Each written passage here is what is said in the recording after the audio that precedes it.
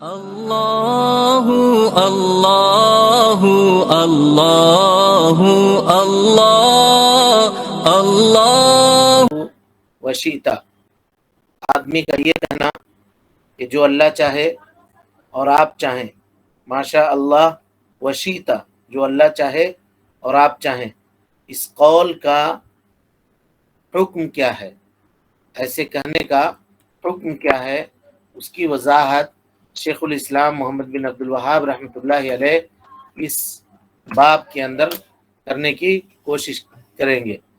کہا کہ اس کا حکم کیا ہے، کیا یہ شرک ہے یا شرک سے کمتر گناہ ہے، اور اگر شرک ہے تو اس کی نوعیت کیا ہے۔ اس باب کے اندر ایسے دلائل کا تذکرہ وہ کریں گے جس سے ہم لوگوں کے سامنے اس بات کے حکم کی وضاحت پورے طور پر ہو جائے گی کہ آدمی کا یہ کہنا ماشاء اللہ وشیتا واو کے ساتھ، یعنی جو اللہ چاہے اور آپ چاہیں، یہ کیا ہے۔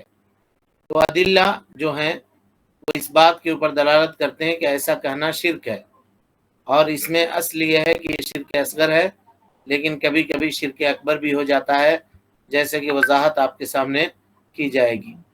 اور یہ جو باب ہے نا جی، یہ توحید الوہیت کے مکملات میں سے ہے، اور توحید الوہیت کے متممات جس کو کہا جاتا ہے کہ ان تمام چیزوں سے آدمی ان تمام چیزوں کے اوپر عمل کر کے کمال توحید کو کی تک پہنچتا ہے، اور اس کے دل کے اندر توحید کے کمال اور توحید کی عظمت اس کے دل کے اندر بیٹھ جاتی ہے۔ کیونکہ آپ کو معلوم ہے کہ توحید کبھی اعتقاد سے ہوتا ہے، کبھی عمل سے ہوتا ہے، اور کبھی الفاظ کے ذریعے سے ہوتا ہے۔ یہ ساری وضاحتیں آپ کے سامنے ہو چکی ہیں۔ اور جب توحید اعتقاد، عمل اور الفاظ سے ہوتا ہے تو شرک بھی کبھی اعتقاد سے ہوتا ہے، کبھی عمل سے ہوتا ہے، کبھی الفاظ سے ہوتا ہے۔ تو اگر آپ سے کوئی پوچھے کہ اس باب کا تعلق شرک کے کس قسم سے ہے، تو آپ کہیے گا کہ وہ شرک جس کو انسان اپنے الفاظ کے ذریعے سے انجام دیتا ہے، اس باب کے اندر اس شرک کی وضاحت کی گئی ہے۔ ہم سب کو معلوم ہے کہ یہ بات شریعت کے اندر اور واقعی طور پر بھی متفق علیہ ہے کہ بندے کی مشیت ہے۔ مشیت مانے چاہت جی، چاہنا، یہ اس کو مشیت کہتے ہیں۔ بندہ چاہتا ہے کسی کام کا کرنا یا کسی کام کو ترک کر دینا، یہ اس کا اختیار ہے، چاہے تو کرے چاہے تو نہ کرے۔ اس کی مثال لیجئے کہ اگر میں نے کسی سے 100 روپے مانگے مثال کے طور پر، اور کہا کہ مجھے 100 روپیہ دو، تو وہ اختیار ہے اس کو، اگر چاہے تو دے، نہ چاہے تو نہ دے۔ تو چاہنے کا بھی اختیار ہے، نہ چاہنے کا بھی اختیار ہے۔ ہم یہ بتانا چاہ رہے ہیں کہ بندے کے پاس کرنے کا بھی اختیار ہے، نہ کرنے کا بھی اختیار ہے، یعنی فعل کا بھی اختیار ہے، ترک کا بھی اختیار ہے۔ اور یہ معاملہ ظاہر ہے، اس میں کسی کو کوئی شک نہیں ہے۔ اور اس کی دلیل اللہ رب العالمین کا فرمان ہے، لمن شاء منکم ان یستقیم، تم میں کا جو آدمی چاہے وہ استقامت اختیار کرے۔ سورہ تکویر کی 28ویں نمبر کی آیت ہے۔ تو اللہ رب العالمین نے بندے کے لیے چاہت اور مشیت کو ثابت کیا اس آیت کریمہ میں۔ لیکن یہاں ایک بات سمجھنے کی ہے کہ بندے کی چاہت اور مشیت یا اللہ رب العالمین کی چاہت اور مشیت کے تابع ہے نا۔ کوئی بندہ اسی وقت چاہتا ہے جب اللہ رب العالمین کی چاہت ہوتی ہے۔ اللہ رب العالمین کی چاہت سے ہٹ کر کے کچھ بھی نہیں ہوتا۔ یہ بات آپ کے سامنے آ چکی ہے کہ اگر مان لیجئے کسی سے آپ نے قرض مانگا اور اس نے آپ کو نہیں دیا، تو کمال توحید یہ ہے کہ آپ اس کو برا بھلا نہ کہیں، بلکہ آپ یہ یقین رکھیں کہ اللہ نے آپ کی تقدیر میں لکھی ہی نہیں تھی کہ یہ شخص آپ کی مدد کرے گا، آپ کی تقدیر میں تھی ہی نہیں یہ چیز۔ اور جب تقدیر میں نہیں تھی، اللہ رب العالمین کی چاہت نہیں تھی اس سلسلے میں، تو اس کا غم کیسا؟ اللہ ہمارے ساتھ برا نہیں کرے گا، اچھا ہی کرے گا۔ لوگ اگر اس طرح کے معاملات میں کبھی کسی سے کچھ طلب کیا اور اگر نہ دے سکا وہ، چاہے اس کی کوئی مجبوری رہی ہو، جان بوجھ کر کے نہ دیا یا واقعی وہ مجبور تھا نہ دیا، تو آدمی زندگی بھر کے لیے اس سے بات چیت بند کر لیتا ہے۔ ارے پریشانی میں، مشکل میں، ہم اس سے کچھ مانگا تھا، کچھ پوچھا تھا اور اس نے دیا نہیں جی، بات تک نہیں کیا ہم سے۔ اس سے کیسی دوستی رکھنا جو مصیبت میں نہ کام آئے؟ بندہ موحد یہ ہوتا ہے کہ وہ یہ سمجھتا ہے کہ اللہ تعالیٰ کی مشیت ہے، اللہ نہیں چاہتا تھا کہ اس سے ہم پیسہ لیں تو کہاں سے ہوگا، اللہ نہیں چاہتا تھا کہ فلاں آدمی میری مدد کرے۔ اس لیے اس بات کو جان لیجیے گا کہ بندے کی مشیت یا اللہ رب العالمین کے مشیت کی اللہ تعالیٰ کے چاہت کے تابع ہے۔ اس کی دلیل کیا ہے؟ اللہ تعالیٰ اسی صورت میں سورہ تکویر میں فرماتا ہے وما تشاءون الا ان یشاء اللہ رب العالمین، تم وہی چاہتے ہو جو اللہ رب العالمین کی چاہت ہوتی ہے، اس کی چاہت سے ہٹ کر کے انسان کچھ بھی نہیں کر سکتا۔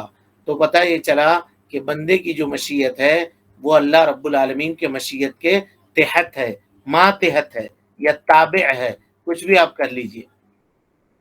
تو جب اتنی بات آپ سمجھ گئے تو یہاں بندے کے لیے کمال کی بات یہ ہوگی کہ وہ کسی معاملے میں صرف یہ کہے ما شاء اللہ وحدہ، جو صرف اللہ چاہے بس۔ اس لیے کہ مخلوق کی چاہت کو اگر آپ شامل بھی کیجئے گا تو مخلوق کی چاہت اللہ رب العالمین کے چاہت کے تابع ہے۔ مخلوق وہی چاہے گا، یا ہم لاکھ چاہ لیں کسی کام کے کرنا، لیکن اللہ تعالیٰ اگر نہیں چاہے گا تو نہیں کر سکتے، سوال ہی نہیں ہے۔ آپ پورے اسباب اختیار کر لیجئے کہ ہم یہ کام کریں گے، اب پوری قوت اور پورا زور لگا دیجئے کہ ہم یہ کام کریں، آپ نہیں کر سکتے۔ نمرود نے چاہا تھا کہ نہیں چاہا تھا حضرت ابراہیم کو آگ میں جلا دینا؟ بولیے جی اس کے لیے پوری طاقت اس نے اکٹھا کر دی تھی، لکڑیاں جلا دی، آگ لگا دی، اور حضرت ابراہیم علیہ السلام کو اٹھا کر کے اس میں ڈال بھی دیا، لیکن اللہ کی مرضی نہ ہوئی تو اس کی چاہت کوئی کام نہیں آ سکی۔ یہ تو چاہیے رہا تھا کہ مار دیں، اور اللہ چاہ رہا تھا کہ نہ مار سکے، کوئی نہ مار سکا۔ کفار مکہ اللہ کے نبی صلی اللہ علیہ وسلم کو مارنا چاہتے تھے، نہیں مارنا چاہتے تھے، تلوار لے کر کے گھر کے باہر کھڑے تھے سب لوگ کہ نکلیں گے اللہ کے نبی صلی اللہ علیہ وسلم اور آپ کا نعوذ باللہ من ذالک کام تمام کر دیں گے۔ اللہ نہ چاہا تو کیا ہوا؟ نبی صلی اللہ علیہ وسلم ان کے آنکھوں کے سامنے سے نکل کر چلے گئے۔ تو ہمارا اور آپ کا چاہا ہوا نہ ہوگا، جو اللہ چاہے گا وہی ہوگا، چاہے آپ اس کے لیے جتنی جتن کر لیں، جتنی کوشش کر لیں۔ اگر اللہ کی چاہت نہیں ہے کہ فلاں آدمی یہ کام نہیں کرے گا یا کرے گا تو آپ کر کے رہیے گا، چاہے وہ آپ چاہیں یا نہ چاہیں۔ سمجھ میں آ رہی بات؟ جی، تو کمال توحید یہ ہے کہ بندہ کیا کہے ماشاء اللہ وحدہ، ماشاء اللہ وحدہ، ماشاء اللہ وشیت نہ کہے۔ حضرت حذیفہ ابن یمان رضی اللہ تعالیٰ عنہ کی حدیث اس سے قبل گزر چکی ہے، جس میں ہم نے کہا تھا کہ اس کی تشریح ہم آنے والے باب میں کریں گے۔ اس میں کیا ہے؟ اللہ کے نبی صلی اللہ علیہ وسلم نے فرمایا لا تقولوا ما شاء اللہ وشاء فلان، یہ مت کہو کہ جو اللہ چاہے اور فلانا چاہے، ولکن قولوا، بلکہ یہ کہو ما شاء اللہ وحدہ، جو صرف اللہ رب العالمین چاہے۔ اس حدیث کو ابو داؤد طیالسی رحمہ اللہ نے صحیح سند کے ساتھ نقل کیا ہے۔ تو اللہ کے نبی صلی اللہ علیہ وسلم نے ہمارے اور آپ کے لیے اس حدیث مبارک میں یہ وضاحت فرما دی اور ہم کو منع کر دیا کہ تم میں کا کوئی بھی آدمی ماشاء اللہ وشاء فلان نہ کہے واو کے ساتھ، بلکہ یہ کہے ماشاء اللہ وحدہ۔ یہ کمال کا درجہ ہے ایک بندے مومن کے لیے۔ لیکن جیسا کہ آپ پڑھتے آ رہے ہیں، جائز ہے کہ کوئی بندہ یہ کہے ماشاء اللہ ثم شاء فلان، ثم کے ذریعے سے، جو اللہ چاہے اور پھر آپ چاہیں، جو اللہ چاہے اس کے بعد آپ چاہیں۔ ہم اللہ کے اوپر بھروسہ کرتے ہیں، اس کے بعد آپ کے اوپر بھروسہ کرتے ہیں۔ اگر ایسا کہے تو جس کی مشیت ہے دنیا کے اندر، اگر وہ مشیت والے کی مشیت کے اوپر معاملے کو معلق کرتا ہے تو جائز ہے، نہیں تو جائز ثم کے ذریعے بھی جائز نہیں ہے۔ جیسے مثال کے طور پہ ثم یہ تاخیر کو طلب کرتا ہے، ترتیب کو طلب کرتا ہے، ترتیب کے اوپر دلالت کرتا ہے، تاخیر کے اوپر دلالت کرتا ہے۔ تو اگر کوئی آدمی کہے ماشاء اللہ ثم شاء، تو انسان کی چاہت اور مشیت اللہ رب العالمین کی چاہت اور مشیت کے تابع ہوگی، اور اللہ کی مشیت سے مؤخر ہوگی، اللہ کی مشیت سے مؤخر ہوگی، تو یہ جائز ہے کہ انسان یہ کہے ماشاء اللہ ثم شاء فلان یا ثم شاء انتم۔ اور اسی طرح سے حذیفہ ابن الیمان رضی اللہ تعالیٰ عنہ کی روایت آپ کے سامنے گزر گئی، جس میں آپ نے کہا کہ یہ مت کہنا ماشاء اللہ وشاء فلان، بلکہ کیا کہنا ماشاء اللہ ثم شاء فلان، ثم شاء فلان۔ اس کو امام احمد نے اور ابو داؤد نے روایت کیا ہے، اور علامہ البانی رحمۃ اللہ علیہ نے اس کو صحیح کیا ہے، اس حدیث کو صحیح کہا ہے۔ تو یہ حدیث اس بات کے اوپر دلالت کر رہی ہے کہ اس باب میں ایک مومن دو مقام کے درمیان میں ہے، یعنی مومن کے لیے دو آپشن ہیں اس باب میں۔ ایک آپشن کمال کا ہے، درجہ بلندی کا، اور ایک درجہ جو ہے وہ کمال سے نیچے کا ہے۔ تو آدمی ہمیشہ کس کو اختیار کرتا ہے جی؟ اگر آپ کے پاس اسباب مہیا ہیں، جیب میں پیسہ ہے، مارکیٹ میں جو سب سے ٹاپ برانڈ ہے اس کو آپ خریدنے کی طاقت رکھتے ہیں، تو اس کو چھوڑ کر کے کیا لوئسٹ برانڈ کی طرف آپ جائیں گے؟ نہیں بولیے نہیں جائیں گے۔ نہیں جائیں گے۔ تو اس مسئلے میں کمال کی بات کیا ہے؟ کمال کی بات یہ ہے کہ بندہ صرف یہ کہہ دے ما شاء اللہ وحدہ، ما شاء اللہ وحدہ، یہ کمال کا مقام ہے۔ اور کمال سے نیچے کا درجہ یہ ہے، اور جائز ہے، اس میں کوئی حرج کی بات نہیں ہے کہ بندہ یہ کہے ما شاء اللہ ثم شاء فلان ثم شاء انت۔ ٹھیک ہے، یہ موحدین کا قول ہے۔ کس کا قول ہے؟ موحدین کا۔ کوئی آدمی موحد ہوگا تو یا تو وہ یہ کہے گا ما شاء اللہ، جو اللہ چاہے وہی ہوگا، یا یہ کہے گا ما شاء اللہ ثم شاء فلان، جو اللہ چاہے اس کے بعد پھر آپ چاہیں، ایسا کہے گا۔ کبھی نہیں کہے گا کہ ما شاء اللہ و شیتا، جو اللہ چاہے اور آپ چاہیں، ایسا نہیں کہے گا، کیونکہ ایسا کہنا شرک اصغر ہے۔ واو اور ثم کے فرق کو یاد رکھیے گا، پورا باب اسی مدار کے اوپر گھوم رہا ہے۔ یہ معاملہ اہل توحید کا ہوا۔ اہل شرک کا معاملہ کیا ہوگا کہ اہل شرک اضافت کرتے ہیں مشیت کو ان چیزوں کی طرف جس کی کوئی مشیت نہیں ہے۔ جیسے مردار کی کوئی مشیت ہے جی؟ نہیں۔ مرے ہوئے کی چاہت کوئی ہوتی ہے؟ نہیں ہوتی ہے۔ ہرگز نہیں ہوتی ہے۔ اس کا آپشن کچھ بھی نہیں ہے، چاہت کچھ بھی نہیں ہے اس کی۔ آپ اس کو ٹھنڈا پانی سے نہلا دیں یا گرم پانی سے نہلا دیں، وہ منع کرے گا کیا؟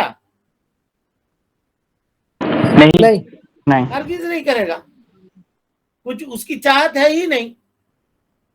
دیر تک اگر رکھے ہوئے ہیں تو یہ کہے گا کہ پانی پلا دو، یا بھوک لگی ہے کھانا کھلا دو، نہیں کہے گا۔ لیکن یہ شرک ہوگا کہ کوئی آدمی یہ کہے ما شاء اللہ ثم شاء صاحب القبر یا وشاء صاحب القبر، جو اللہ چاہے اور قبر والا چاہے، یہ شرک ہوگا، بلکہ شرک اکبر ہوگا۔ اور اسی طریقے سے کوئی آدمی یہ کہے کہ ما شاء اللہ ثم شاء فلان الولی، جس میں اس کے مشیت کا کوئی دخل نہیں ہے۔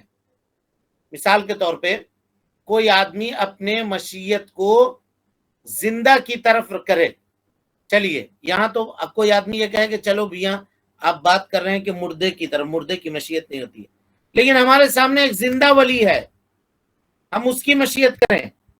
کیا مشیت کریں؟ ہم یہ کہیں ما شاء اللہ ثم شاء فلاں فی رزق الولد، بیٹا دینے میں، ہے نا، کہا کہ انشاء اللہ ثم شئت ان ارزق ولدا، جو اللہ چاہے اس کے بعد آپ چاہیں تو ہم کو بیٹا مل جائے گا۔ اب آپ بتائیے ولی بیٹا دینے کے اوپر قادر ہے؟ انسان کو بیٹا ملے، اولاد ملے یا نہ ملے، اس میں ولی کی مشیت کو کوئی دخل ہے جی؟ نہیں ہے۔ تو ایسا کرنا کیا ہوگا؟ شرک اکبر ہوگا۔ اور شرک اصغر کب ہوگا؟ جب بندہ مخلوق کی مشیت کے ساتھ اللہ رب العالمین کی چاہت اور مشیت کو ملا دے، جیسے کہے ماشاء اللہ وشیتا، ماشاء اللہ وشاء فلان، واو کے ذریعے سے. یہ بات آپ کے سامنے آ چکی ہے. اب اگر کوئی آدمی واو کے ذریعے سے بیان کرے تب بھی اس کا معاملہ دو حال سے خالی نہیں ہوگا. غور سے اس کو سمجھیے. پہلی حالت یہ ہوگی کہ وہ اپنے دل سے برابری کا اعتقاد رکھے اور اس کو اپنی زبان سے کہے بھی، اور دل سے برابری کا اعتقاد بھی رکھے، تو یہ کیا ہوگا؟ شرک اکبر ہوگا، کیونکہ اس نے مخلوق کو اللہ رب العالمین کے برابر کر دیا. لیکن ایک آدمی ایسا ہے جو دل سے اعتقاد نہیں رکھتا ہے بلکہ وہ صرف زبان سے کہہ رہا ہے، تو یہ کیا ہوگا جی؟ اس کا حکم شرک اصغر. شرک اصغر ہوگا، جیسا کہ آنے والی حدیث اس بات کے اوپر دلالت کرے گی. اس حکم کے تعلق سے بہت سارے دلائل آپ کے سامنے آ چکے ہیں کہ اللہ کے نبی صلی اللہ علیہ وسلم نے فرمایا کہ یہ مت کہو ماشاء اللہ ثم شاء فلان، یہ نہیں ہے. یعنی اللہ کے نبی صلی اللہ علیہ وسلم نے منع کیا ہے، اور نہیں تحریم کے متقاضی ہے. یعنی یہ اس بات کے اوپر دلالت کر رہی ہے کہ آدمی کا واو کے ذریعے کسی کی مشیت کا تذکرہ کرنا اللہ رب العالمین کی مشیت کے ساتھ، یہ کیا ہے جی؟ شرک ہے. یہ شرک ہے اور حرام ہے، ایسا کرنا جائز اور درست نہیں ہے. چلیے. الحمد لله وحده والصلاة والسلام على من لا نبي بعد أما بعد فأعوذ بالله من الشیطان الرجیم بسم اللہ الرحمن الرحیم. باب نمبر 44 جو اللہ چاہے اور آپ چاہیں کہنے کا حکم. حضرت قتیلہ رضی اللہ عنہما سے مروی ہے کہ ایک یہودی حضرت قتیلہ رضی اللہ عنہ سے مروی ہے کہ ایک یہودی نبی صلی اللہ علیہ وسلم کے پاس آ کر کہنے لگا انکم تشرکون تقولون ما شاء اللہ وشئت وتقولون والقعبة فآمرهم النبی صلی اللہ علیہ وسلم اذا ارادوا ان يقولوا ورب القعبة وان يقولوا ما شاء اللہ ثم شئت. رواه النسائی وصحہ. تم مسلمان لوگ شرک کرتے ہو کہ یوں کہتے ہو ماشاء اللہ وشئت، جو اللہ چاہے اور تم چاہو، نیز تم کہتے ہو والقعبۃ، کعبہ کی قسم.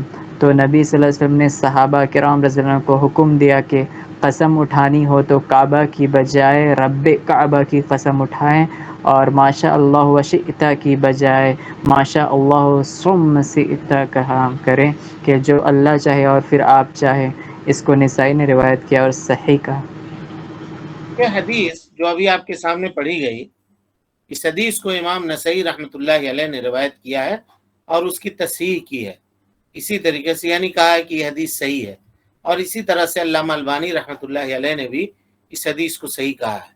امام احمد رحمۃ اللہ علیہ نے اسی جیسی ملتی جلتی ایک حدیث روایت کی ہے، اور جس کو علامہ شعیب ارناؤت رحمۃ اللہ علیہ نے صحیح کہا ہے. قتیلہ یہ صحابیہ ہیں جی، قتیلہ جو ہیں یہ صحابیہ ہیں. ان کا نام ہے قتیلہ بنت صیفی الجہنیہ، بنت صیفی سات سے، قتیلہ بنت صیفی الجہنیہ. اللہ رب العالمین نے ان کو جناب محمد رسول اللہ صلی اللہ علیہ وسلم کے دیدار کے لیے چنا تھا کہ اس زمانے میں یہ صحابیہ تھیں اور اللہ کے نبی صلی اللہ علیہ وسلم کی صحبت ان کو حاصل ہوئی، نبی صلی اللہ علیہ وسلم کی مرافقت ان کو حاصل ہوئی دیگر صحابہ کرام رضوان اللہ علیہم اجمعین کی طرح. تو ان یہودین، ایک یہودی، اور یہود آپ کو معلوم ہے کہ یہ لوگ اپنی نسبت حضرت موسیٰ علیہ السلام کی طرف کرتے ہیں، اور کہا گیا کہ یہود کو یہود اس لیے کہا جاتا ہے کہ ان لوگوں نے کہا تھا ان ہدنا الیک، ہم اللہ کی طرف جھکنے والے ہیں، ہم اللہ کی طرف رجوع کرنے والے ہیں. اور یہ بھی کہا جاتا ہے کہ ان کو یہود اس لیے کہا جاتا ہے کہ ان کے دادا کا نام تھا یہود. ان کے دادا کا نام کیا تھا؟ یہود. اور یہود پہلے زمانے میں مدینہ منورہ کے اندر آباد تھے. نبی صلی اللہ علیہ وسلم کے تعلق سے ان لوگوں نے توریت میں یہ پیشن گوئی پڑھی تھی کہ آخری نبی جو آئیں گے اس جگہ پر آئیں گے جہاں کھجوروں کی کھیتی ہوتی ہے، تو آ کر کے یہ لوگ مدینہ منورہ میں آباد ہوئے تھے، کیونکہ مدینہ منورہ اس زمانے میں کھجور کی کھیتی کا بہت بڑا ہب مانا جاتا تھا۔ بہرحال تو مدینہ میں یہ لوگ آباد تھے۔ آئے اللہ کے نبی صلی اللہ علیہ وسلم کے پاس، اور نبی صلی اللہ علیہ وسلم سے کیا کہا؟ دیکھیے، کہا انکم تشرکون، انکم تشرکون، تم لوگ شرک کرتے ہو۔ یہ یہودی جو اللہ کے نبی صلی اللہ علیہ وسلم کے پاس آیا تھا جی، کیا یہ نصیحت کے غرض سے آیا تھا کہ امت کو شرک سے بچنے کی نصیحت کرے؟ اس لیے نہیں آیا تھا، یہ آیا تھا تاکہ محمد صلی اللہ علیہ وسلم کو آئینہ دکھائے کہ آپ ہم کو یہ کہتے ہیں کہ ہم لوگ شرک کرتے ہیں، جبکہ شرک تو آپ لوگ کرنے والے ہیں، شرک آپ لوگ کرنے والے ہیں، آپ لوگ ہم کو شرک کا تانا دیتے ہیں کہ انتم تشرکون، بلکہ آپ خود مشرک ہیں۔ کہا کیسے؟ کہا تقولون ما شاء اللہ وشیتا، آپ لوگ کہتے ہیں جو اللہ چاہے اور آپ چاہے، اور آپ کہتے ہیں کعبہ کی قسم۔ تو اس کو شرک کہا اس نے، یہودی نے۔ اللہ کے نبی جناب محمد رسول اللہ صلی اللہ علیہ وسلم کے سامنے غور سے اس حدیث کو سمجھیے، تو اللہ کے نبی صلی اللہ علیہ وسلم نے حکم دیا اذا ارادوا ان یحلفوا، جب تم میں کا کوئی آدمی قسم کھانے کا ارادہ کرے تو کہے ورب الکعبہ، یہ نہ کہے والکعبہ، نہ کہے کعبے کی قسم، نہ کہے بلکہ کہے کعبے کی رب کی قسم، یعنی اللہ رب العالمین کی قسم۔ اللہ کے نبی صلی اللہ علیہ وسلم نے یہودی کے اس بات کی تصدیق کی کہ کعبہ کی قسم کھانا کیا ہے؟ شرک ہے۔ اگرچہ کعبہ بہت بڑی مخلوق ہے اور اس کی حرمت اور اس کی تعظیم بہت بڑی ہوئی ہے، باوجود اس کے اس کی قسم کھانا کیا ہے جی؟ شرک ہے۔ اور اسی طریقے سے اللہ کے نبی صلی اللہ علیہ وسلم نے یہودی کے اس بات کی بھی تصدیق کی کہ جو آدمی یہ کہتا ہے ماشاء اللہ وشئتا، یہ بھی شرک ہے۔ بلکہ آپ نے صحابہ کرام رضوان اللہ علیہم اجمعین کو یہ حکم دیا کہ جب تم قسم کھانے کا ارادہ کرو تو کہو رب الکعبہ، اور تم یہ کہو ماشاء اللہ ثم شئتا، ہے نا؟ اور ہمارے سامنے یہ باتیں قسم کے تعلق سے آ چکی ہیں، اور یہ بات بھی وضاحت آپ کے سامنے کر دی گئی ہے کہ مومن جس قدر ہو سکے قسم کھانے سے بچے، جتنی طاقت ہو، اس لیے کہ اللہ رب العالمین کو وہ عرضہ نہ بنا لے کہ اس کو تھوڑی قیمتوں پر اس کے نام کو بیچتا رہے، فروخت کرتا رہے۔ اللہ کے نام کی ہیبت اور اس کی عظمت کا تقاضا یہ ہے کہ اس کو عرضۃ للایمان نہ بنایا جائے۔ ہر چھوٹی بڑی بات کے اوپر قسم کھانا بہت ضروری ہو، کوئی بہت امپورٹنٹ معاملہ ہو تو قسم کھاؤ۔ ہر ایک معاملے کے اوپر، ہیرے کے اوپر بھی قسم کھا رہے ہو، کھیرے کے اوپر بھی قسم کھا رہے ہو، ہر معاملے کے اوپر قسم کھا رہے ہو، تو قسم کی اہمیت ختم ہو جاتی ہے۔ ایسا نہ کرو، ایسا کرنے سے اجتناب کرو، ایسا کرنے سے پرہیز کرو۔ تو مومن کے اوپر واجب ہے کہ وہ جس قدر ہو سکے قسم کھانے سے اجتناب کرے، لیکن اگر قسم کھانا ضروری ہو گیا تو صرف اللہ رب العالمین کی قسم کھائے، اس لیے کہ مخلوق کی قسم کھانا کیا ہے؟ شرک اصغر ہے۔ بلکہ اللہ کے نبی صلی اللہ علیہ وسلم نے یہ ہدایت دے دی کہ تم میں کا کوئی آدمی یہ نہ کہے ماشاء اللہ وشیتا، بلکہ یہ کہے ماشاء اللہ ثم شیتا۔ دونوں کے درمیان فرق کیا ہے جی؟ واو اور ثم کا ہم پہلے بتا چکے ہیں۔ واو جو ہے یہ تسویہ، برابری کو کے اوپر دلالت کرتا ہے، جبکہ ثم یہ ترتیب کے اوپر دلالت کرتا ہے، تعاقب کے اوپر، تراخی کے اوپر دلالت کرتا ہے۔ یعنی یہ بتاتا ہے کہ اللہ کا مقام بلند ہے، اور ثم سے پہلے اس لیے اس کو ذکر کیا گیا، ثم کے بعد جس کو ذکر کیا گیا اس کا مقام اور مرتبہ اس سے نیچے ہے۔ یہ حدیث سمجھ گئے آپ لوگ؟ جی ہاں جی۔ جی جی اب یہاں ایک سوال ہے، جی آپ لوگوں نے بہت مرتبہ سنا ہوگا یہ کہتے ہوئے کہ جس کا منہج درست نہیں ہے، جس کا منہج صحیح نہیں ہے، اس سے علم نہ لو۔ یہ سنا ہے نہیں سنا ہے؟ جی تو یہاں پہ تو اللہ کے نبی صلی اللہ علیہ وسلم نے یہودی سے علم لیا،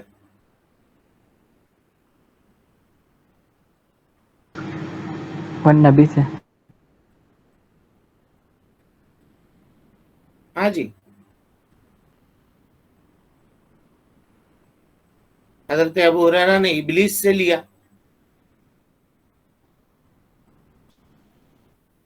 ابلیس نبی نے صلی اللہ علیہ بتایا. وسلم نے اس کی کی تصدیق تصدیق کر دی. موسم کی. اس کی وضاحت آج سمجھیے ذرا تاکہ معاملہ آسان ہو جائے. لوگ کہتے ہیں کہ حق بات چاہے تم کو کہیں سے بھی ملے، حق بات لے لو. کوئی بھی بیان کرے، حق بات لے لو.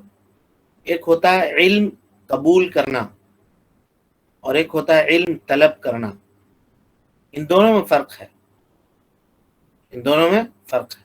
علم اگر آپ طلب کرنا چاہتے ہیں، حاصل کرنا چاہتے ہیں، تو اسی سے حاصل کیجئے جو اس کا اہل ہے. باقی رہی بات کوئی اس کا اہل نہیں بھی ہے، لیکن آپ اپنے علم کے مطابق یا کسی کے تصدیق کے مطابق آپ کو یہ بات سمجھ میں آ رہی ہے کہ یہ جو بات بتا رہا ہے یہ صحیح اور درست ہے، تو اس کی بات مان لینے میں کوئی حرج نہیں. قبول کرنے میں اور طلب کرنے میں فرق ہے. اس کی وضاحت انشاءاللہ اس میں ہم کریں گے. اس حدیث سے کئی ایک فائدے ہم کو حاصل ہوتے ہیں، ہم کو اور آپ کو سمجھ میں آتے ہیں. وہ یہ ہے کہ کبھی کبھی باطل، صاحب باطل جو ہوتا ہے وہ بھی کبھی کبھی حق کہتا ہے. جی جیسے یہودی حق پر تھا یا باطل پر تھا؟ باطل. باطل پر تھا. یہ جو یہودی آیا تھا اللہ کے نبی صلی اللہ علیہ وسلم کے پاس، یہ یقیناً باطل پر تھا، حق پر نہیں تھا. لیکن اس نے حق بات کہی آ کر کے اللہ کے نبی صلی اللہ علیہ وسلم کے پاس. کیا اس کا مقصد حق کو ظاہر کرنا تھا؟ نہیں، ہرگز اپنا. نہیں. حق کو کبھی ظاہر کرنے کے لیے نہیں آیا تھا، بلکہ وہ فاسد غرض سے آیا تھا. کیا فاسد غرض سے آیا تھا؟ کہ وہ اللہ کے نبی صلی اللہ علیہ وسلم کو تانا دینا چاہ رہا تھا، ہے نا. جو آدمی باطل سے پہچانا جاتا ہے اس کے قول سے کبھی بھی دھوکے میں پڑنے کی ضرورت نہیں ہے. اس کے قول سے کبھی بھی دھوکے میں پڑنے کی ضرورت نہیں ہے. اس لیے کہ صاحب باطل کبھی بھی حق کہے گا تو حق کے لیے نہیں کہے گا جیسا یہ یہودی، بلکہ حق وہ کہے گا اور خیر کی طرف دلالت کرے گا. کس لیے؟ حق کے اوپر طعن کرنے کے لیے، حق کے لیے نہیں. بلکہ وہ اس لیے آیا تھا کہ اللہ کے نبی صلی اللہ علیہ وسلم کے اوپر شرک کا الزام لگائے اور آپ کی امت کو یہ بہانہ بنا کر کے برا بھلا کہے. اس طریقے کے اوپر آپ کی امت کے اوپر طعن کرے اور یہ کہے کہ آپ ہم کو مشرک کہتے ہیں، آپ خود مشرک ہیں، آپ اپنے گھر کا جائزہ لیجیے. وہ یہ کہنے کے لیے آیا تھا، نصیحت کرنے کے لیے نہیں آیا تھا. یا اس کو کوئی بہت زیادہ اس بات کی فکر نہیں تھی کہ یہ لوگ شرک کرتے ہیں. پہلا فائدہ ہوا، یعنی اہل باطل کبھی کبھی حق بولیں گے بھی تو ان کے حق بولنے سے کوئی آدمی دھوکے میں نہ پڑے، اس کا فین نہ بن جائے کہ چلو وہ بھی تو حق بول رہا ہے، وہ بھی تو قرآن و حدیث بول رہا ہے. تو قرآن و حدیث بولتا ہے اس لیے نہیں بولتا ہے کہ لوگ قرآن و حدیث کے اوپر عمل کریں، اس لیے قرآن و حدیث بولتا ہے تاکہ قرآن و حدیث کے اوپر طعن کرے، قرآن و حدیث کے اوپر طعن کرے، اس کے اوپر الزام لگائے. اس کے علاوہ دیگر اور فوائد ہیں. چونکہ وقت مکمل ہوا، انشاءاللہ العزیز پھر کل کے درس میں ہم اس کی وضاحت آپ کے سامنے کریں گے. اللہ رب العالمین سے دعا ہے کہ اللہ تعالی ہمیں اور آپ کو حسن عمل کی توفیق دے. رب العالمین ہم سب کی اصلاح فرمائے، نیکیوں کو قبول کرے، سیئات سے درگزر فرمائے، جب تک زندہ رکھے دین اسلام پہ زندہ رکھے اور جب اٹھائے ایمان پہ اٹھائے. آمین وآخر دعوانا ان الحمدللہ رب العالمین. ہاں کوئی سوال ہے کسی کے پاس؟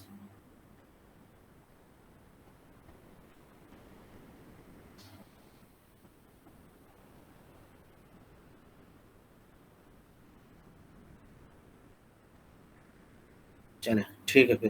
السلام علیکم ورحمۃ اللہ وبرکاتہ. اللہ اللہ اللہ اللہ اللہ اللہ اللہ اللہ اللہ